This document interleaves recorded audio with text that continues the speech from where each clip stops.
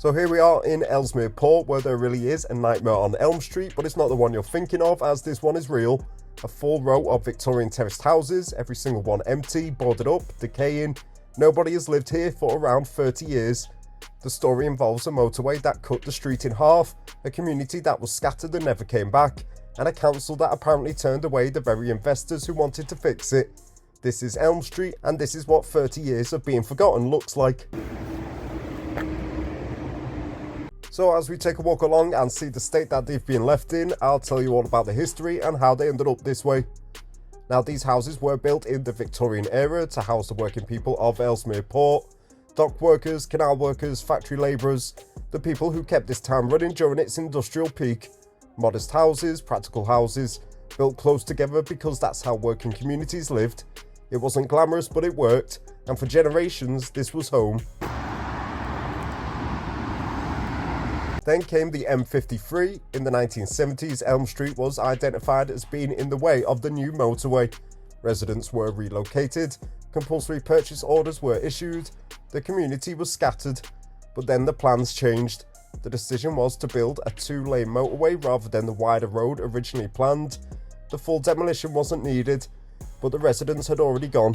The community had already been destroyed, and the remaining houses were left.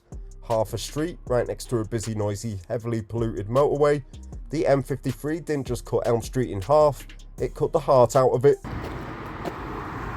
And you can even hear now the noise from the motorway right beside us.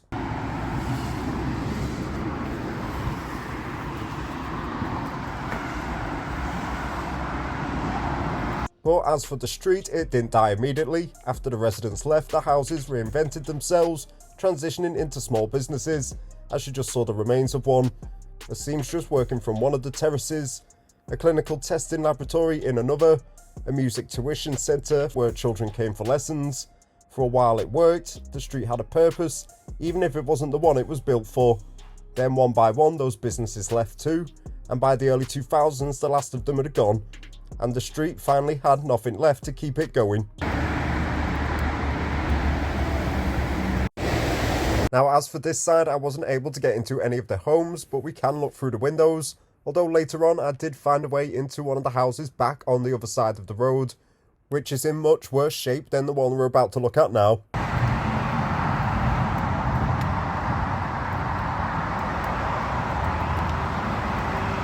So as you can see, people have clearly been sat off in here at some point.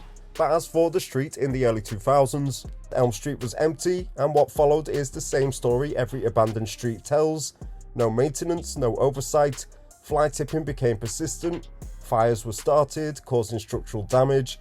That accelerated the decay. No development plan arrived, year after year nothing happened.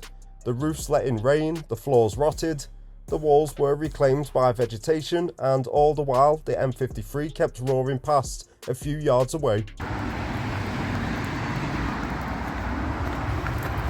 Checking out more of the front rooms on this side of the road before we cross over, here's the part of the story that might stop you in your tracks. According to a local account posted on Facebook covering the topic, Elm Street is council owned, and when someone approached with a private investor ready to fund a full renovation, they were told the properties were not for sale. A willing investor, funding available, a street that had been sitting empty for 30 years, and the answer was still no. Now, I can't independently verify that, it is a local account, not an official statement, but it fits with everything we know. These properties were likely acquired by the council as part of the M53 compulsory purchase process. When the full demolition didn't happen, they were left in planning limbo. There have apparently been several projects over the years, and every single one came to nothing. So you have the street that's been empty for 3 decades, an investor who came forward with money to restore it, and the council apparently said no. Whether that's legal complexity, planning complications, or simply a lack of will to do anything about it, the result is the same. The street is still here, still empty, still decaying, and nobody in authority has yet given a convincing explanation for why.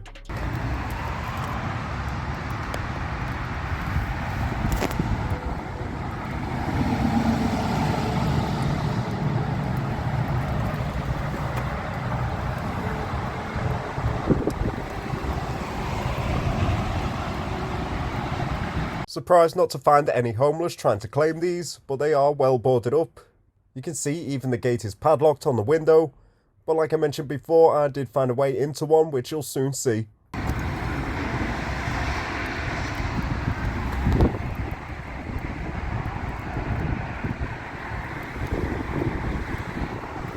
Walking along Elm Street today, these were well-built houses, and despite everything, they are still standing.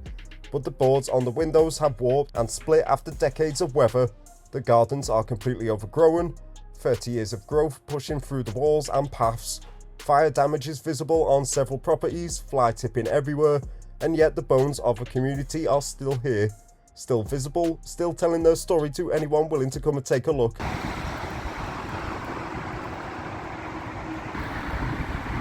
So just outside the old music rooms, with the signs still in good condition, taking a look inside, there is plenty of decent pieces still left behind. You've got a cabinet, sofas, bottles, fire extinguisher, all sorts up for grabs.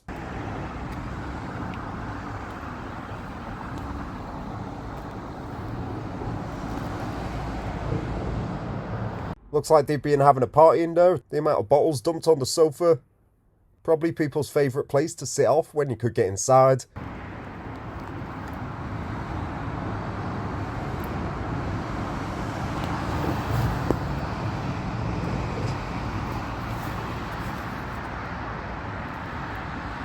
They even went and put the double bars on this window.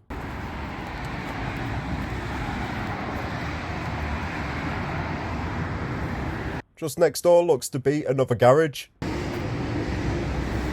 And there's not much down the side here, a bit of fly tipping. But just across the road you can see where that fire damage had taken place, with part of the roofs missing, and right next to them no roof at all.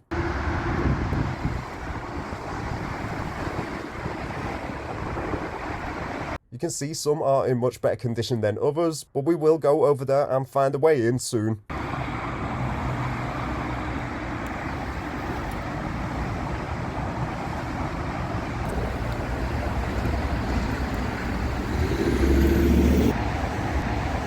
And so for what the future might hold for Elm Street, Cheshire West and Chester Council secured £13.3 million from the Levelling Up Fund to transform Ellesmere Port, bringing empty sites forward for housing and regenerating the town centre. Whether any of that specifically reaches Elm Street is uncertain. The ownership complexity and structural condition make it a difficult site, but the direction of travel, slowly, late and underfunded as it is toward doing something. Whether that something honours what was here, or just bulldozes it and starts again, remains to be seen.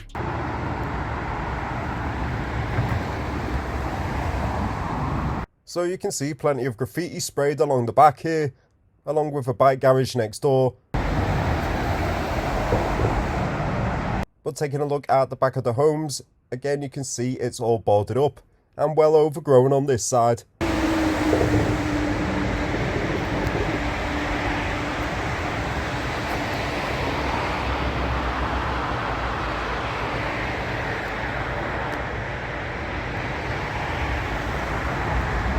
But we will head down to the other end of the road where we started and find ourselves a way inside.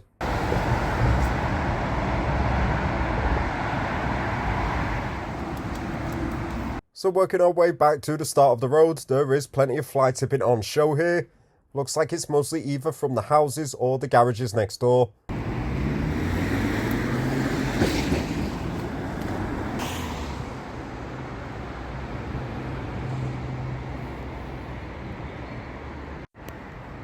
You can see the state that it's all been left in.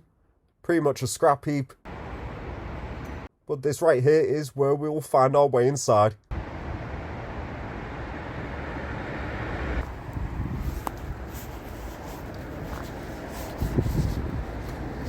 So all you have to do by the looks of it is climb over no man's land. Someone has already been here as a bridge is already set up from fencing and wooden panels. But crossing that and we're in.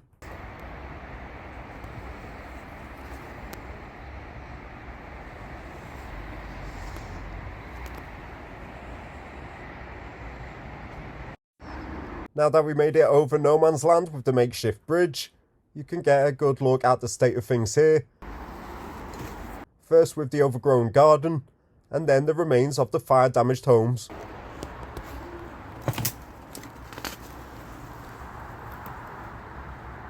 Now right here you can see the entire roof has gone on this one, but at least the light tube is still standing.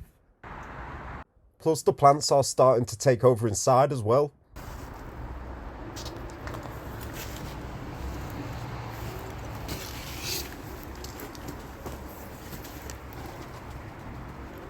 So the ground floor underfoot isn't great at all, but I'll show you as much of this place as I can. Got to watch your head with these rotten beams hanging down too.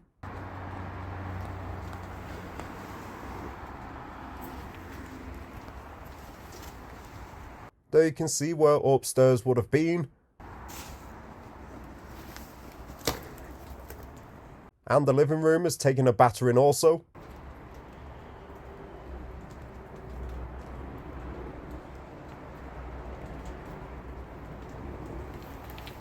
Going with the nice open air design these days. Totally different to think that this was once someone's home.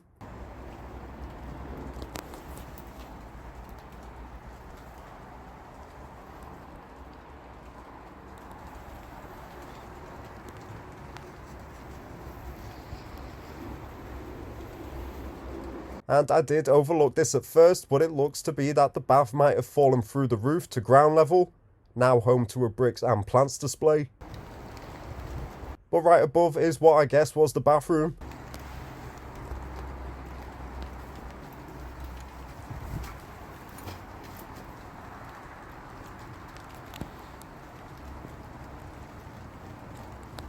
And just to get a good look at the front door here with the staircase, no point trying to get up there just to fall back down. There you can see more of the roof rotting away, and the door is looking pretty heavy with the steel bolts, more like a cell door.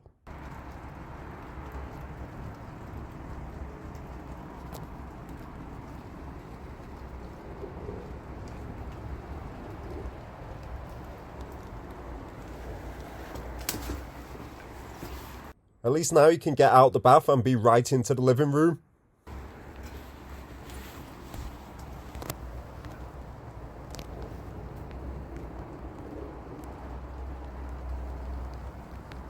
But that's pretty much the best we can do for getting inside one of these places now. So as we head back outside, let's summarise things.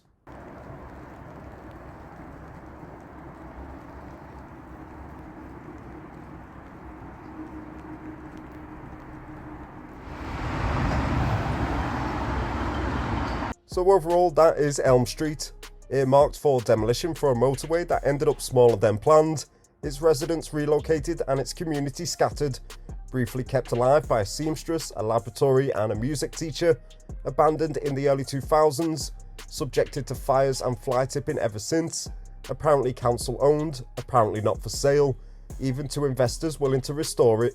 30 years empty, the M53 roaring past a few yards away, and nobody in authority seemingly in any rush to answer the question this street has been asking for 3 decades.